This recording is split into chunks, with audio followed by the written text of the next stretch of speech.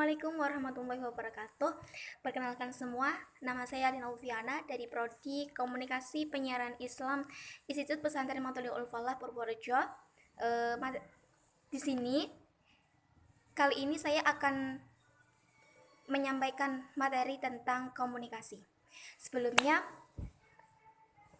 yang terhormat Bapak Umar Faruk selaku dosen pembimbing ilmu komunikasi, izinkan saya untuk menyampaikan sebuah materi yang bertema tentang komunikasi. Kali ini saya akan menyampaikan materi tentang unsur-unsur komunikasi. Jadi teman-teman, mendengar kata komunikasi, kita sudah tidak asing lagi dengan kata itu.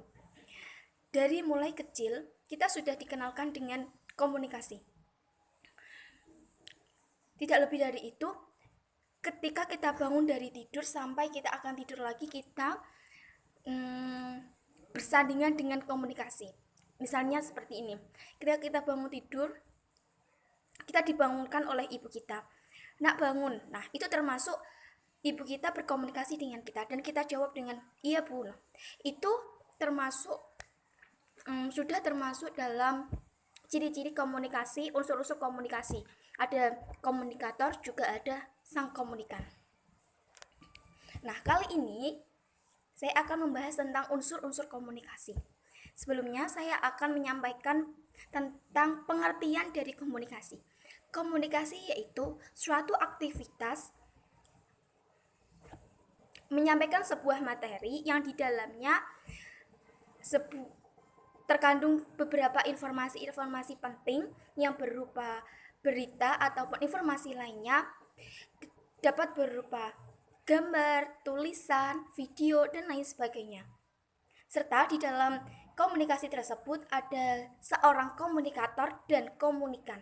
Komunikator yaitu adalah orang yang mengobrol, orang yang melakukan suatu komunikasi. Sedangkan komunikan yaitu orang yang diajak ngobrol, orang sebagai objeknya tersebut. Oke, langsung saja kita ke materinya, yaitu unsur-unsur komunikasi. Dalam komunikasi itu ada unsur-unsur komunikasi. Unsur-unsur komunikasi itu ada 5. Yang pertama itu ada komunikator, yang kedua itu ada pesan, yang ketiga itu ada komunikan, yang keempat itu ada media komunikasi, yang kelima atau yang terakhir yaitu adalah feedback. Sekarang saya akan membahas yang pertama, yaitu adalah komunikator. Komunikator adalah sang pelaku atau dia yang melakukan komunikasi, dia yang mengajak ngobrol orang lain. Di dalamnya itu dia menyampaikan suatu informasi penting atau berita. Contohnya seperti Pak Rektor sedang berbicara dengan Wakil Rektor. Nah, itu adalah Pak Rektor itu yang melakukan komunikasi sebagai komunikator. Terus yang kedua yaitu adalah pesan. Misalnya seperti ini, kita menelpon teman kita dan di situ kita menyampaikan bahwa saya mengundang teman saya untuk ke rumah saya. Dan di situ saya akan mengadakan acara syukuran kecil-kecilan. Nah, itu adalah pesannya, pesan komunikasinya, yaitu saya mengundang teman saya untuk datang ke rumah saya untuk mengikuti acara di rumah saya.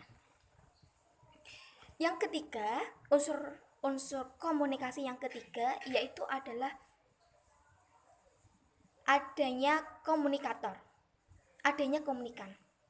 Komunikan itu adalah orang yang diajak komunikasi oleh komunikator.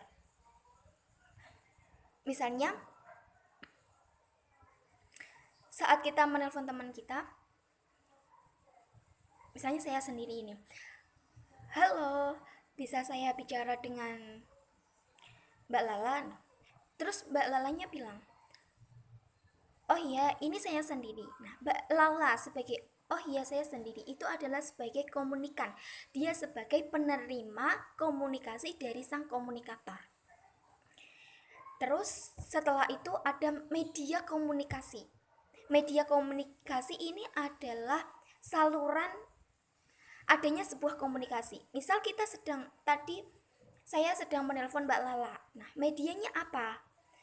Medianya yaitu HP atau saya menelpon melalui WA. Nah, itu adalah medianya. Melalui HP dan lebih lengkapnya saya melalui WhatsApp. Itu adalah media komunikasi. Dan yang terakhir adalah feedback. Feedback yaitu timbal balik.